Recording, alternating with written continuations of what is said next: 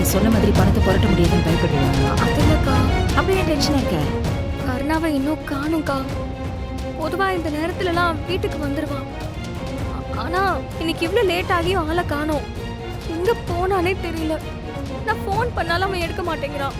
ஏய் இந்த அவன் வண்டியை ஓட்டிட்டு இருப்பான். நீ கொஞ்ச நேரம் கழிச்சு ஃபோன் பண்ணி பாரு, கண்டிப்பா எடுப்பான். நான் ஏற்கனவே ரொம்ப நேரமா ட்ரை பண்ணிக்கிட்டு இருக்கேன். 10 கால் மேல பண்ணிட்டேன். ஆனா எந்த ரெஸ்பான்ஸும் இல்ல. அதாங்க கொஞ்சம் பயமா இருக்கு. சரி இரு, நான் ஃபோன் பண்ணி பார்க்கறேன்.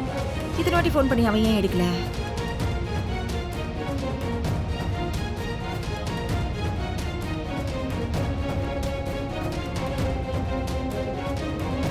ஆமா ரிங் போகுது, நான் ஃபோன் எடுக்க மாட்டேங்கிறேனே. அவனுக்கு ஒன்றும் ஆயிருக்க கூடாது.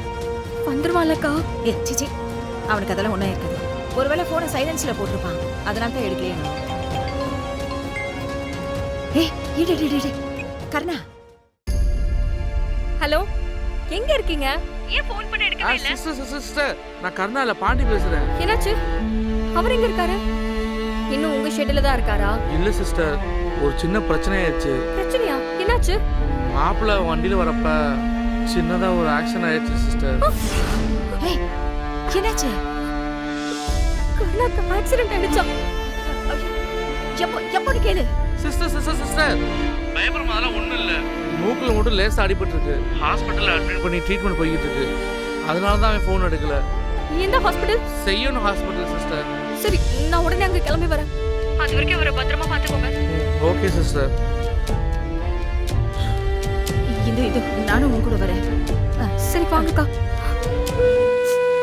ஏய் இந்து, பரவாயில்லையே. என்னக்கா என்னாச்சு? இல்ல கருணாக்கு ஒண்ணுனதும் உன் மனசு இப்படி துடிக்குது. நான் கூட உங்களை வீட்டுல வச்சு பாக்குறப்ப உங்க 2 பேருக்குள்ளேயும் அந்யோன்யம் இல்லையோன்னு நினைச்சிருக்கேன்.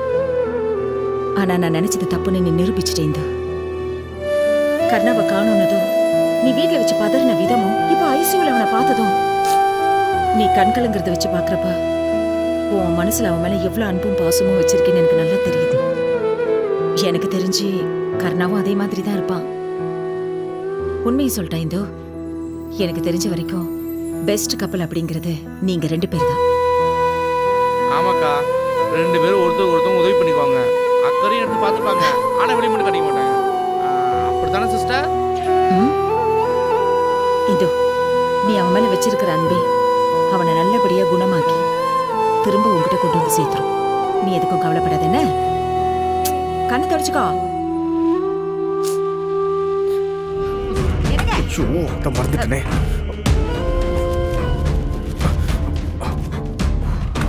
என்னங்க என்னடி காலங்கத்துல டாக்குமெண்ட் கைமா எங்க கிளம்பிட்டீங்க? ஏய் வாயை கழுவு. காலையில எங்க போறோம் ஏது போறோம் கேட்டீங்க. வா போய் தண்ணி எடுத்துட்டு வா. கேள்வி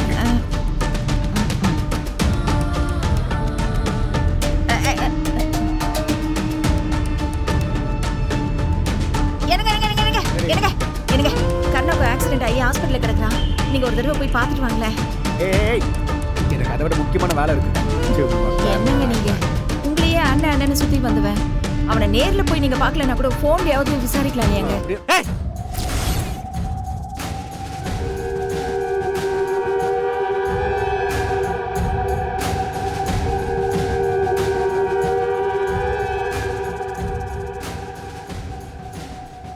ஆஸ்பத்திரிக்கு தேவையான பணத்தை கொடுத்தாச்சு.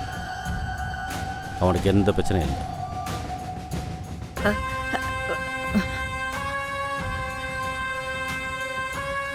வாடா. போலாம்.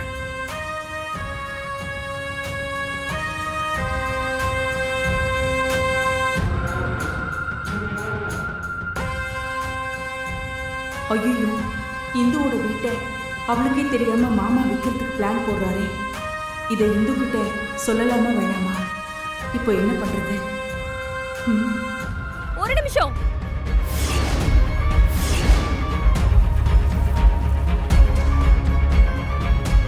டேய் இவ அப்புறம் இங்க தெரியலையே. யாருமா நீங்க? நீங்க இப்ப ரெஜிஸ்டர் பண்ற வீடோட உண்மையான ஓனர் சார்.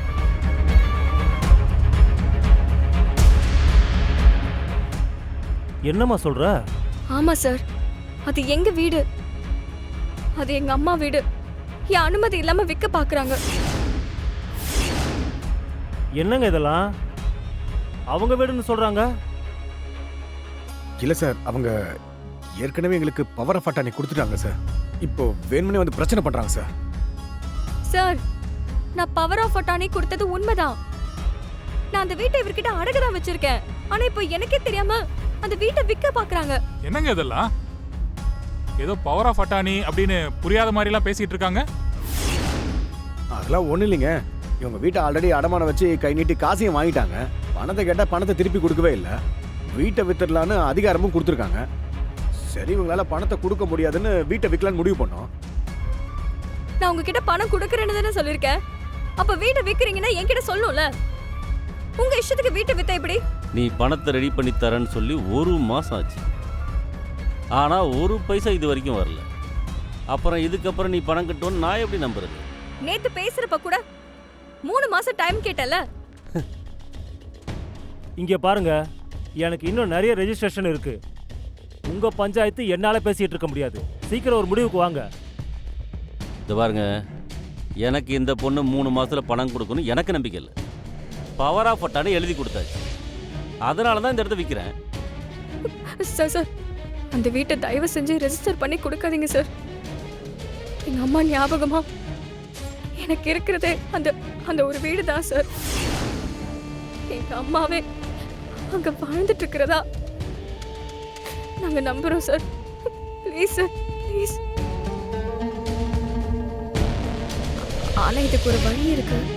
கடவுள் ஏற்கனவே நமக்கு ஒரு வழியை காமிச்சிருக்காரு. இந்து, என்னன்னு சொல்லடி.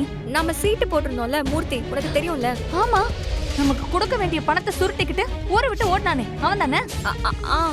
அந்த மூர்த்தி தான். அந்த ஆளை எனக்கு எதர்ச்சியா பார்த்தேன். ஆனா பிடிக்க முடியல அவனை. இப்ப அவனை பிடிச்சோனா நம்ம பணத்தை அவன் கிட்ட இருந்து வாங்கி இவங்க கிட்ட கொடுத்துடலாம். ஏய், நேத்து பார்த்தேன்னு சொல்றேன். இன்னைக்கு அந்த ஆளை போய் எங்கேன்னு தேடுவேன். ஆமா, அதுக்கு தான் நான் உங்க எல்லாரையும் வர சொல்லியிருக்கேன். உங்க எல்லாரோட ஹெல்ப்பும் இருந்துச்சுன்னா நாம கண்டிப்பா அவனை கண்டுபிடிச்சு பணத்தை வாங்கிடலாம். சரி, இப்ப என்ன பண்ணணும் அதை மட்டும் சொல்லு. ஏய் இந்து, அவனை பத்தி ஏதாவது க்ளூ இருக்கா? ஆமாக்கா, நேத்து அவன் ஓட்டிட்டு போன காரோட நம்பர் என்கிட்ட இருக்கு. அந்த வண்டி ஓனர் யாருன்னு கண்டுபிடிச்சு அங்க போய் விசாரிச்சா ஏதாச்சும் ஒரு துப்பு கிடைக்கும். அதுக்கு முதல்ல அந்த வண்டியோட ரெஜிஸ்ட்ரேஷன் அட்ரஸ் எடுக்கணும். அக்கா, இ வாகன்னு ஒரு ஆப் இருக்கு. அதுல அந்த வண்டியோட நம்பரை போட்டோம்னா அட்ரஸ் முதற்கொண்டு எல்லாமே எடுத்துடலாம். ஆமாமா. பாருங்க, சீக்கிரம் பாருங்க.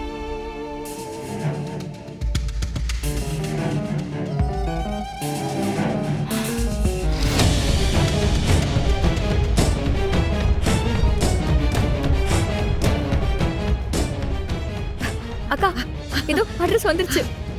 இது போதும்க்கா நமக்கு. இதை வச்சு விசாரிக்க தொடங்குவோம். இது போதும், சீக்கிரம் கிளம்பலாம் வா.